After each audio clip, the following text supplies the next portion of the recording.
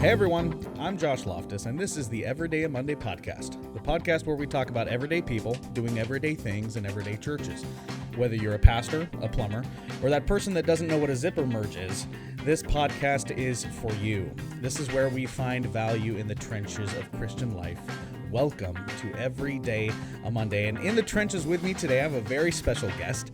He's an author of books such as Do More Better and Visual Theology. He's an elder at Grace Fellowship Church in Toronto, Canada. And if that's not enough clues for you, you may know him from his blog, Challies.com. I have Mr. Tim Challies in the podcast chair with me today. Mr. Challies, how are you doing, sir? I'm doing okay. Thanks for asking. Glad to be here. All right. Well, thank you so much for being on with us. And before we get going, Tim, you and I share a very strong bond that a lot of people might make fun of us for, but it's our love for the band Petra. All right. And so I grew up listening to Petra, love Petra, and I found out actually somewhat recently, reading one of your blogs, one of your past ones, that you are a huge Pethead, as they call them. Yeah, I guess I am. They were the first Christian band I ever got into back when I was way too cool for Christian music. And a friend introduced them to me, and I just laughed at him and mocked at him. And then when he slipped out of the room, I grabbed two cassettes, like a blank one and his, and I recorded just one track off Beyond Belief. And I just thought, oh, this will be good for some lulls.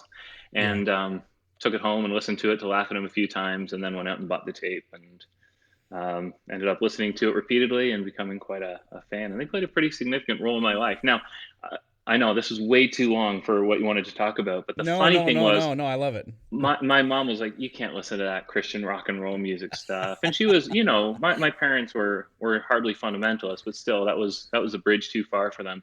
And one day I went out to the car and I caught my mom listening to Petra. And that was just like the moment of my childhood. Like, Mom is jamming out to John Schlitt. So anyways, big Petra fan. Fantastic, man. So favorite album, favorite song? That varies a little bit from day to day and era to era. But probably just Beyond Belief is the first album I was introduced to. You rarely do better than that, right? When it's that thing that really shakes up your life. And I always just loved the song Beyond Belief. And, I'm on the Rock, maybe. Some of these songs played a ridiculously big role in my life as I was coming out of a very formal Christian environment, a lot of formality, and then here are people calling, essentially, do you believe in Jesus Christ? Have you personally believed in Jesus Christ? And they changed my life. So I love and appreciate them, and have had the opportunity to meet a few of them now and again, and I've been glad to express appreciation.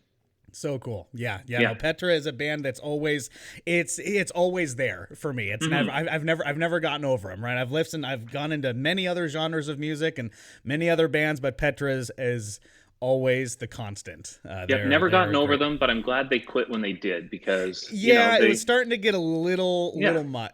But a little long in the tooth. They had their era. They walked away. Maybe an album or two too late, but no. Maybe. Yeah, they're not doing the Striper thing anyway. So. Oh wow, yeah. Those guys are in Europe now. I think something like that. Yeah, they're all over the place. Yep. Well, Tim, before we get going into just kind of our main topics, if you wouldn't mind, for those who perhaps haven't heard of you or haven't read your blog, can you just give us just a quick bio of who you are and what you do, married, kids, what you do for a living? Go ahead and tell us a little bit about you. Yeah, Tim Challies. I live in Toronto, Canada, and I'm an elder at Grace Fellowship Church in Toronto. I've been married for 21 years. I have 3 children, a son who's 19, a daughter who's 16, and a daughter who's 13. So that's one in primary school, one in high school, and one in college. My son's down at Southern Seminary in Louisville. My daughter's in high school and primary school locally. And for my day job, I'm a writer. I blog at Challies.com. I write the occasional book and speak at some conferences and travel a little bit, and just between it all, kind of string together an occupation. Very cool. So what would you say, specifically as your work as a blogger, what would you say for you is both the best and hardest part of that job? The hard part is being on my own. Now, I'm an introvert, so that's comfortable for me, but it's not necessarily that good for me. So I try to go into the church office a day a week and spend time pastoring a day a week. That gets me around colleagues. It gets me around people. That's very good for me. The best part is I get to do what I love. And so I love to write. I think the Lord has gifted me that way and just given opportunity. And so it's a real blessing to be able to do that. And it's a rare privilege to be able to dedicate your life to communication in that way. Yeah. It's a thing you can do very easily on the side, but it's hard to grow it to a full-time occupation. So I'm very, very thankful and grateful for that great blessing. Sure, sure. So elder there at Grace, what's one aspect of your church that you really, really appreciate? So basically, if you were a first time, a first time visitor, for you, what would be one of the main things that would keep you coming back into the church? Sure. I think the Lord's really blessed us. We see lots of evidences of his grace in the church, and we're pretty deliberate, I think, to recount those to him and to recount those to one another. God's been very, very kind to us through some turbulence of unexpected church plants and stuff where just opportunity presents. And so long before we're really ready to plant, suddenly we're sending 40 people off here and there. And Wow. the Lord sustained us through it. But I think beyond the theological foundations and the joy we have in one another, what I love about the church and I find hard when I'm elsewhere is it's a very, very diverse church. And so Toronto, just over half of the population of Toronto has immigrated from a different country, Canada, with this big wave of legal immigration, drawing people from across the world. Many are coming to Toronto and getting saved, just as many are getting saved in their own countries and then immigrating to Toronto as Christians. And it's just been such a blessing to be able to be blessed, to be able to be challenged by Christians who are very, very diverse from all around the world, seeing the world through different cultural lenses, seeing the world through different, just a whole different grid. And I think it's really served to keep us honest. You can't take much for granted when other people are seeing the same God through a different lens. It's been very, very shaping. I just love it. I find that very hard to go back to if I were to go to a place that didn't reflect Toronto's diversity. Sure, sure. So why the huge influx of people coming into Toronto? Is there a certain reason for that? Yeah, Canada as a country has a big country attitude, but a small country population. So we really believe we are God's gift to the world and we need to take our rightful place within it. But our population is way too small. So we're, less than 40 million people bordering a country with 10 times that population. And we kind of think we're peers. Yeah. And so Canada has really worked on the birth rate, of course, and all the Western world is down. And so immigration is a solution. There's lots of countries with lots of people who are eager to move to the developed world and are coming in with very good, very necessary skills. And so, in America, there's lots of immigration that tends to be of a different kind than what we're talking about in Canada, where it's very drawing people in from a lot from India, a lot from China, lots from West Africa, and so on, drawing in people with skills, with essentially white collar skills, bringing them in, and then establishing Canadian businesses even deeper. So it's been a wonderful thing to see, and just again to get to know the world without leaving has been amazing, and to have friendships and relationships within the church and within the eldership, within everything that is far more reflective of what Toronto is and really what God's kingdom is. It's just a huge blessing. Right. Yeah. Yeah. No. Yeah. Yeah. That's great. So would you say that there in Toronto, because I live in the Seattle area, here in Washington State, and especially the area that I live in, it's a very individualistic culture, and it's not very there's not much emphasis put on the necessity of community, either definitely in church, but also just kind of in society as a whole, and that affects the way that a lot of people out here view church, view what it's for, view why it's important. Would you say that you have that problem up there in Toronto, or it sounds like you guys have more of a culture where it's like community is important for you guys? Would you say that's true? Yeah, community is important for our church. The problem is, like so many churches today, we're a commuter church, not a community church. And so we have the luxury, as many people do, of having several good churches in the city, many good churches in the city, which means we can afford to be picky. And I'm not sure we as Christians are doing this very well. But anyways, the way we're looking at church now is we really align ourselves in churches according to theology, but also according to preference. Just like with our shopping choices, not many of us go to the closest grocery store. We go to the one that has the brands we want and the level of produce that we want and all of that. And church, I think we're approaching the same way in a kind of consumeristic mentality. Now, That's not necessarily wrong. But I do wonder if eventually we'll start to drift back to more of a community model where instead of everybody driving past each other's churches for half an hour, people go to the church in their community. And one of our great hopes as a church is that we're resourcing other churches in the city, helping them grow in strength, internships, and pastoral relationships, and all of this, and just giving away members so that there can be more and more stronger churches and people can go to one that's closer where hopefully they can have a better ministry. You asked about individualism. I'd say the old school Western multi-generational Canadians, yes, we're very individualistic. That's just the air we've breathed from the get-go. Sure. The vast majority of people immigrating to Toronto, so that would be, let's say 50 to 55, 60% of my church, are from less individualistic cultures. They're from communal cultures, African or Asian or Indian, where family is much more important, extended family is much more important, and then relationships, Latin Americans. We didn't know how badly our church needed Latin Americans until Latin Americans came to our church and just loved the way they know to love and called us out just through their example on our own reservedness. There's something about we see about them. There's something gospelly in the way they behave around one another that's not as deep in my culture. And so that's been one of the great shaping influences is observing other people. And as different groups, different cultures come in, don't become more like us. Let's us become more like you. You show us what's great in your culture, and we're together going to practice that. It's been amazing. Yeah. No, exactly. Well, and that's a small picture of heaven. Yeah. Being an elder there at Grace, how does your church, because of the tons of different cultures that you guys have, the tons of different types of mentality that you have in regards to how you view church, how you view community in church, how do you guys encourage and facilitate getting plugged into the community of church and really putting a value on the service there? How do you guys go about doing that as an elder team?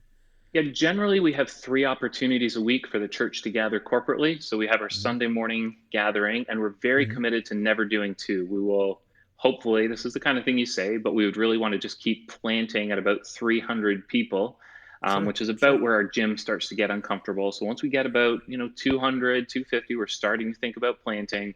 Where can we send 40 people and a pastor? And we've done that several times over now, and that seems to be effective. It keeps us small, means we can never have more than 2, 2.5, 3 staff members. But we just start hiving people off. But we have 3 opportunities a week. We have our Sunday morning service, which is if you're a member of the church, we want you to be there. We expect participation at that service. We have our Sunday evening service, Sundays at 5 p.m. If you're a member of the church, we'd really like you to come to that. We think it'll be really good for you in terms of community, in terms of education as well, because it tends to be topical training in the evening.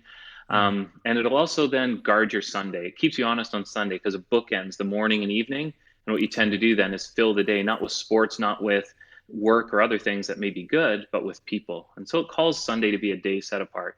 And then Wednesday nights, we have something at the church, which is if you're a member of this church, try to come out as often as you can. And so you can see Sunday morning, full participation, Sunday evening, partial, Wednesday evening, maybe you're down to a third or half of the members then. But through those opportunities, we're calling people to worship together, calling people to serve one another, calling people to serve in different teams, and mostly just to be around one another. A very social church that just loves to be in one another's presence. Yeah.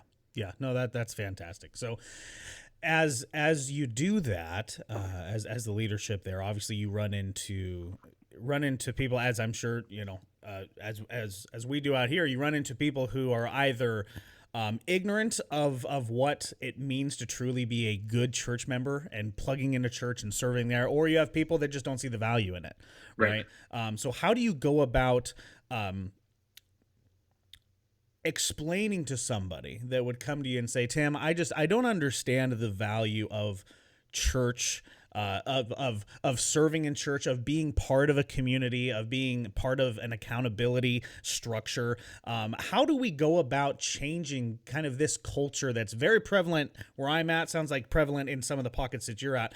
How do we go about, would you say, changing that culture of that individualistic mentality when it comes specifically to church? Yeah, the big lie about church is that church exists to serve you. You exist to serve the church. And so the great thing we want to emphasize is if you don't come on Sunday, yes, you will not be served. But even worse, you won't be able to serve anyone. There's someone here on Sunday who needs you. They may need just somebody to talk to. They may need somebody to greet them. In Toronto, it may be you're the only person who's going to speak their language. If it's Sure, not yeah. unusual to have visitors who can't speak English at all, or who speak it poorly. And so if you're there, it's been so great when we have a Portuguese speaker and a Portuguese visitors come, and you can say, look, just go talk to him, and you can make that link. So we just try to emphasize, you come to church so you can serve other people. If you don't come, they cannot be served. You're not using your gifts. That tends to be the opposite of the church growth type of approach, which is more come and get what you can. Just like you and I do with whether we choose to go to Best Buy or whatever, what store, where can I get the best service? Where can I get what I want? Now we want people to, where can you serve? How can you serve? Who can you serve? And do it all for the glory of God. So we really want to push people to delight in God to the glory of God, for the good of all people. Yeah. And so we're delighting in God, which brings God glory. And out of the overflow of our delight in God, now we serve other people. Right. It's a change of mentality, right? And Absolutely. I think you completely nailed it when you said that. Yeah, there is this mentality that a lot of people have, and that a lot of Sundays I have. Like I'll fully admit it, that it's just this consumer mentality, right? It's just I'm here to get what I can out of this, and then I'm going to move on. And the problem with that is it doesn't last, because you're only you're just treating church sort of like a fix. Right. Exactly. And it's not something that's actually going to satisfy what you need if you're just looking and trying to get what you can out of it. Right? Exactly. So there's something really evil about it. You can see it in your own marriage or something. If you were governing everything in marriage simply by what you can get out of it, I'd say you're an evil person. That's awful. You can't live like that. But we can't be like that when it comes to church. Just give me what I can get. What can I take out of this? Yeah, no, exactly. Yeah. And the marriage example is perfect. It's scriptural. So it works great. Right. And you wouldn't do that, or at least you shouldn't do that in your marital relationship. And we sometimes treat church as just kind of this, I'm here to get what I can out of it. And it's the consumer mentality, but also it's just a perhaps for some people, I know it was for me for a long time, it was just kind of this lack of awareness of how can I actually be bringing God glory in the everyday things that I do. Right. You have a lot of people struggling to understand how they can be bringing God glory, being a web developer, being a plumber, being a a school teacher, where it's something that's not strictly specifically in ministry, right? So you have that problem with some people who just don't understand or don't realize or don't get how they can be bringing God glory in the everyday work that they do. I think in some ways it's easier to bring God glory just through normal life, and in all of life we understand God is calling us to do good for others. So I wrote a book called Do More Better. The whole point, live your life to do the maximum good for other people. As you do the maximum good for other people, you'll be bringing glory to God. Let your light so shine before men that they can see your good works and give glory to your Father in heaven. So we're to live in such a way that we're serving others. And so if you're really thinking, how can I serve these people, trusting God has orchestrated all of this, every person who walks through the door, every person I engage with, in some way God has orchestrated this, I'm going to do this to the best of my ability and bring glory to him. It is such a freeing and beautiful way to live. There is still mundane work. I don't want to pretend that all work is equal and that all work is as significant. What the president of your country or prime minister of my country does is more significant than what I do or you do. And we don't have to pretend that's not the case. But that doesn't mean both jobs don't have great labor and great dignity and don't matter a lot. Before God, it matters. Right. Yeah. And it's really important, to pull yourself out of just kind of the tunnel vision that I think we Christians can get sometimes when we can call it what it is. It's self-focusedness, right? When we're so focused on ourselves and our environment, it's, I'm not getting what I want to get out of this. It's very easy to fall into the trap that everything we do is just worthless. Right. But if you blow the mind up a little bit and get the better perspective of, no, I am here for God's glory, right? Man's primary purpose, Catechism 1, is to glorify God and enjoy him forever, right? That's why we're here. Yeah, exactly. Yeah. And it's very, very freeing. It doesn't make it feel good every day, but it does. You do get it over time. You live your life that way, and it matters. It really does. It does. So kind of big picture question here, Tim. This is just kind of how you are viewing the church corporate, church big C, right? Capital C. They're in Toronto, here in America, specifically those two countries. What do you think that the modern day Christian culture's view or mentality is when it comes to just what we're talking about, serving and getting plugged into the local church? I think by and large, well, I think there's been a bit of a struggle, to be honest, between churches that are calling their people to do too much. There are churches, and I've been thinking about this a lot lately, just based on some things I've read lately, but I think there's a lot of churches out there that exist primarily to serve the ambition of their pastors. And so these pastors tend to see the people in their church as a resource they can use to fulfill their dreams. And it doesn't take long before they burn their people out, and their people realize that no, church isn't about building the pastor's dream. So a lot of those pastors who are visionaries, who have great dreams of saving the world and planting 1 billion churches and all of that, some of them I'm sure are doing it very, very well. But I do think there's a dangerous ambition that can creep into that ministry mindset where you call your people to do too much, and it's really not for them or for the Lord, it's for you, because then you can go to the conferences and then you can get the book deals and all that. On the other hand, we don't want apathy, right? For people who are just showing up, doing the minimum, and going home. And I speak at a lot of churches, and I can see some of those churches where 10 minutes after the final amen, that place, you can hear crickets in that building, and people are just gone. I've been to churches and asked, nobody in that church had ever had anybody else from that church into their home. You can barely qualify as a church when you're just not living life together. So between that apathy and that just crushing pressure to serve, I think we find the sweet spot where we're coming together as a community. We're living life throughout the week as community to the best of our abilities. We're loving one another. We're serving the Lord. We're using the gifts that God has given us. And God is really honored and glorified through it all. Yeah. I want to touch on one thing you said there, hoping we can suss it out a little bit more. Is you made a correlation between kind of the lack of desire to get plugged in with the church and what we could call the celebrity pastor kind of movement that's rushing definitely through America. I don't know if it's running through Canada, but it's there very badly. How would you say those connect? Because I believe they do. Suss out how you think one affects the other a little bit. Well, the celebrity pastors are the ones we model ourselves after because they get the book deals and the conference spots. Right. And so they get to go up front and they have the credentials. How many pastors do you know on the speaking circuit, et cetera, the ones who write the books and speak at the conferences, how many do you know who are known primarily for their great pastoral care? Right? Yeah. Not many. No. We know pastors for their preaching, for that external thing. We don't know for what they do quietly in their local church. And I'm sure some of them do. Sure. I think we get into a weird place where our church is too big for the pastor to pastor people anymore. And that needs to be essentially outsourced. Sure. But no, we raise up our celebrity pastors almost invariably on the basics of statistics, as something that can be easily quantified. So that's the number of salvations. That's the number of churches planted. That's the number of people sitting in their pews, the number of staff members, whatever it has. You don't see a lot on the back of a book. This is Pastor so-and-so. He wrote this book and he pastors a church of 29 people.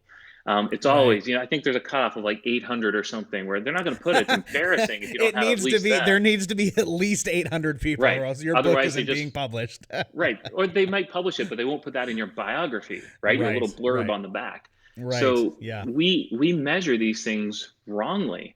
Some of we all know this, like the finest pastors in America are ones we've never heard of. They're the ones who are loving their people, preaching good sermons, just shepherding the flock. Well, many other pastors are doing good stuff, but I don't think they would be the exemplars of fantastic pastoral care. Right.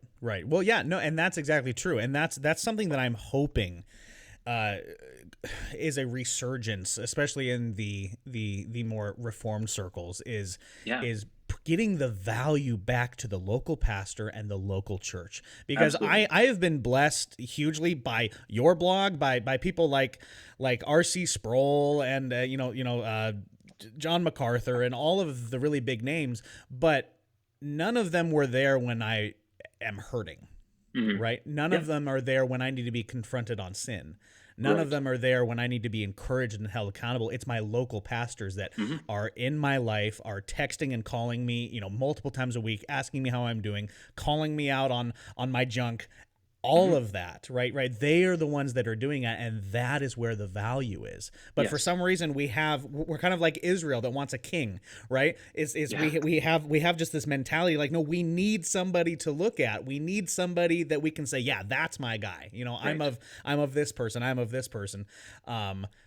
And it's just we're literally shooting ourselves in the proverbial foot when we do that, because we're forgetting and we're forsaking the very thing that God has given us that is going to do us the most good.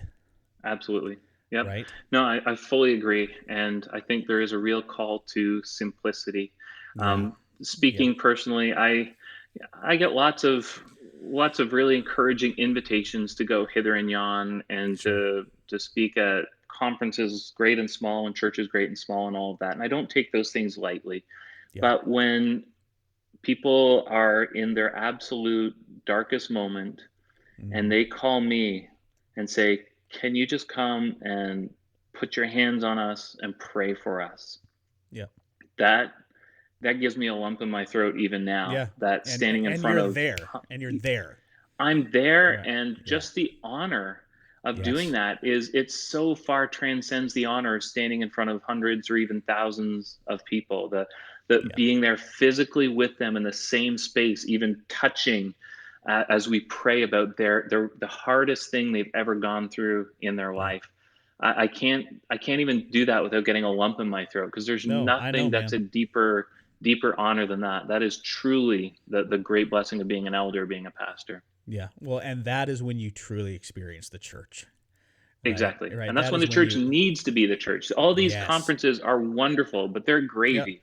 Right? They're gravy. Yes, I love it. Yes. Yeah.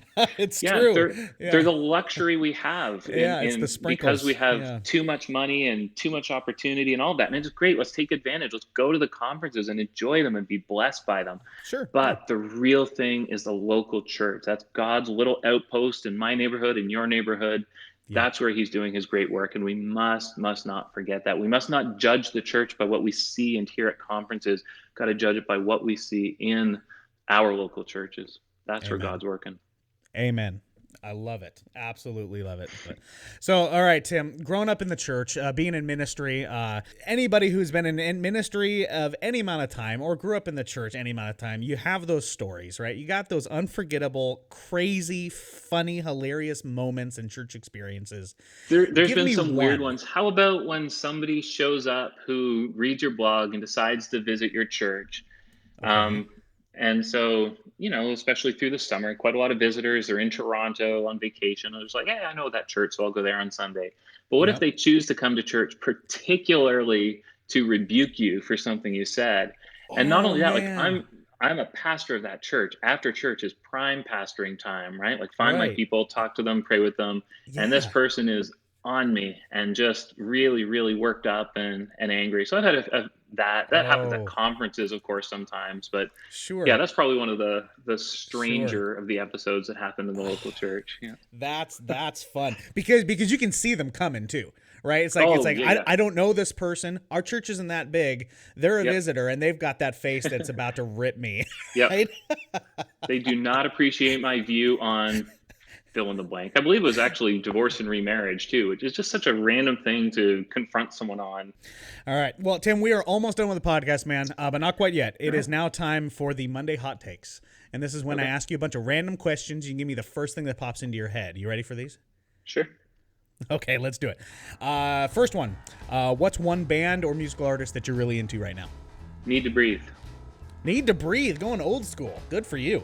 Hey, they've got some new albums out. They're good. I love those guys. Sorry. They're the second best band of the 21st century. Second best Christian band of the 21st century. Right behind Petra, right? No, right behind Switchfoot. I would put Petra in the band of the 20th century. Oh, Switchfoot. You're a Switchfoot guy, huh? That's okay. I really enjoy them and have since. I bought their first album on day one it released. So I've been with Switchfoot ever since. Okay. All right. No, that's fine. That's fine. They got some good tracks. Yeah. All right, Tim. You might not be able to answer this. Not sure, but what's the worst book you've ever read? Probably The Shack. Caveat. Oh, okay. Yeah, there we go. I don't need a caveat. Yeah. That's a bad one. There's been some real doozies. All the heaven tourism books, I think, were right up there too. 90 Minutes in Heaven, Heaven is for Real, blah blah blah. All right. Weird question. Besides war and diplomacy, what would be the best way for countries to settle disputes? Make something up. Rock, paper, scissors, obviously. Oh, that would be great. I'd love that. Yeah. Yeah. All right. Let's see. When someone finds out what you do or where you're from, what's the one question they always ask you? Do you know? And then they fill in the name of some random Canadian guy. Some random Canadian guy. Some do you know player, Will? Right? I think he lives in Alberta. Tall guy, we're not that small, right? Right. Okay. What is the worst genre of music? Jazz, by far. Jazz. Oh, don't like jazz. Okay. All right. That's horrible. Yep. All right, Tim. What do you resent paying for most? What do I resent paying for most? My cell phone plan, because Canada has the highest cell phone plan costs in the Western world, I believe. All right, Tim. If you were a professional wrestler, what would your entrance song be?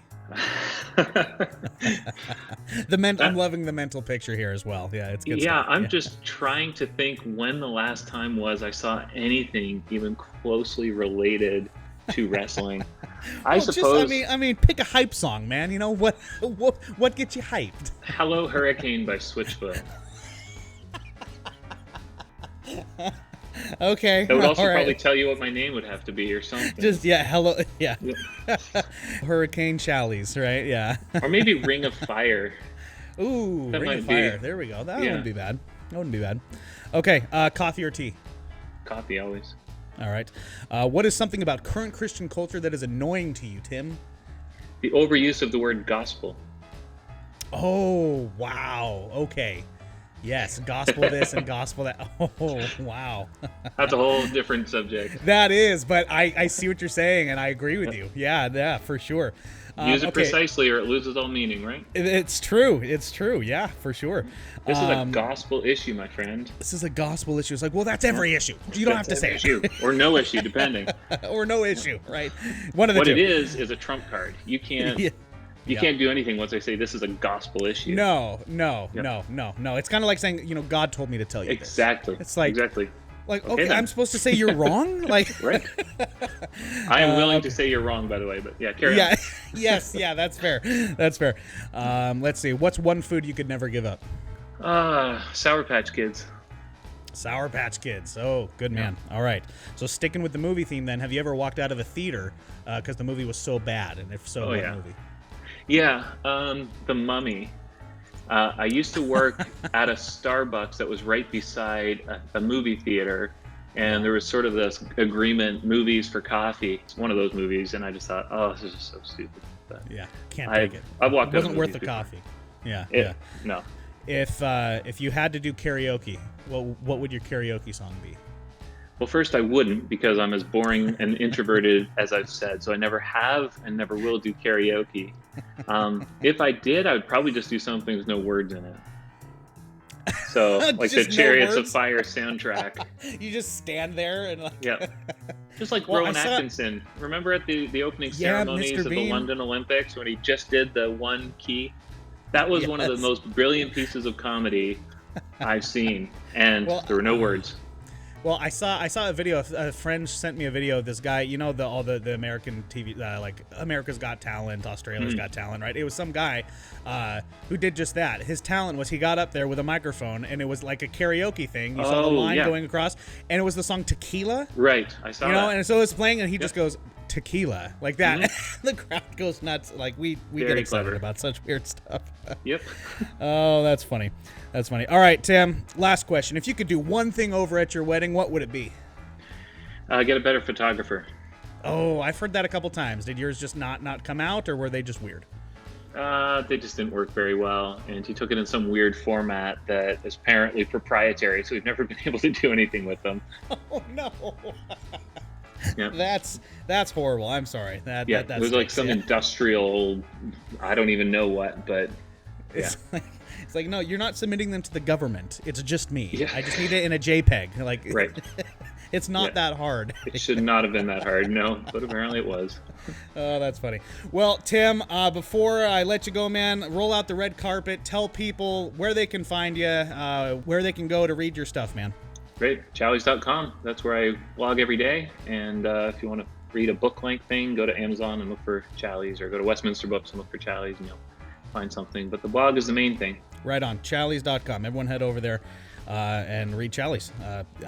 You already do. I don't need to be advertising Challies. Everyone knows who Challies is. Appreciate that. But you can also head on over to iTunes and leave a raving review and a 5-star rating. We appreciate that here on the podcast. Subscribe on iTunes, Google Music, YouTube, Spotify, Stitcher, wherever you get your podcasts. We are there. Facebook.com/EverydayMonday. Instagram @EverydayMondayPod. Thank you again, Tim, for being on the podcast. We really, really appreciate you spending time with us today. My pleasure. It's been fun. Thanks. All right, thank you so much. And thank you all for joining us in the trenches today. We will catch you on the next step of Every Day a Monday.